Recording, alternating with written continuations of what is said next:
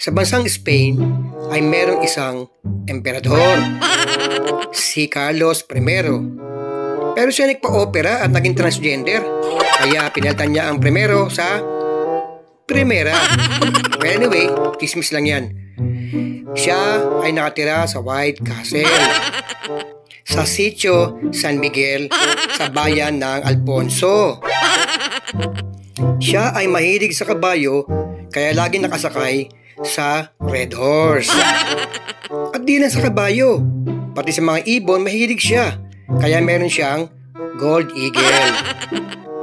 Ang kapatid niyang si Don Julio ay mahilig sa basketball, kaya inutusan niya ang kapitan ng kanyang barko na si Captain Morgan maghanap ng mga players around the world. Nakakuha naman siya. Nandyan si Hennessy, sentro, galing Amerika, magaling. Si Bas Regal, magaling sa 3 points, forward. Magaling din sa 3 points itong nakuha isa, si Johnny Walker, forward. At shooting guard naman, si Doc Daniels. At ang point guard na si Remy Martin. At ang team nila ay Team Tanduay. Pero hindi magpapahuli ang bilyonaryong Meksikano na si Jose Cuervo. Nagbuo din siya ng team at kumuha rin sa mga iba't ibang parte ng mundo. At ang nakuha niya, isang Ruso na si Smirnov, sentro. Magaling din yan, matangkad.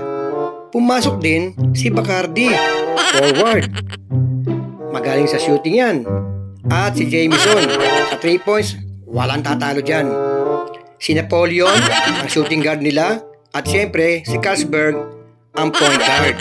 Ang team nila, Ginebra. At ang nakuha ng coach, German, si Heineken. Galing yan. Ang mga batikang NBA referees na si Bailey at walang iba kundi si Valentines ang mag-o-officiate ng laban. Yan ay gagawin sa Crown Royal Stadium sa Espanya. Mga kaibigan, sino kaya mag-uuwi ng corona?